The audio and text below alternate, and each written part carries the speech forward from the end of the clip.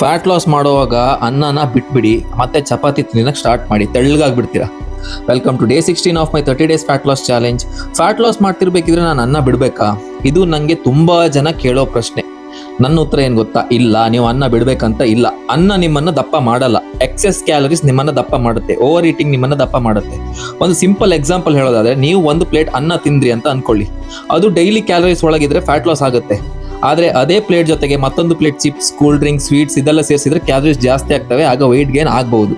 ಅಂದರೆ problem ಅನ್ನದ್ದಲ್ಲ, problem ಇರೋದು ಕ್ವಾಂಟಿಟಿನಲ್ಲಿ. ಅನ್ನ ಒಂದು ಕಾರ್ಬೋಹೈಡ್ರೇಟ್ ಸೋರ್ಸ್ ಅಷ್ಟೇ, ನಿಮ್ಮ ಬಾಡಿಗೆ ಎನರ್ಜಿ ಕೊಡ್ತದೆ ಅಷ್ಟೇ. ನಾನು ಕೂಡ ನನ್ನ ಫ್ಯಾಟ್ ಲಾಸ್ ಜರ್ನಿಲಿ ಪ್ರತಿದಿನ ಅನ್ನ ತಿಂತೀನಿ, ಏನು ಕಟ್ ಆಫ್ ಮಾಡಿಲ್ಲ. ನನ್ನ ಕ್ಯಾಲರೀಸ್ ಮತ್ತು ಪ್ರೋಟೀನ್ ಟ್ರ್ಯಾಕ್ ಮಾಡ್ತಿದ್ದೀನಿ, ಅದಕ್ಕೆ ಫ್ಯಾಟ್ ಲಾಸ್ ಆಗ್ತಾ ಇದೆ.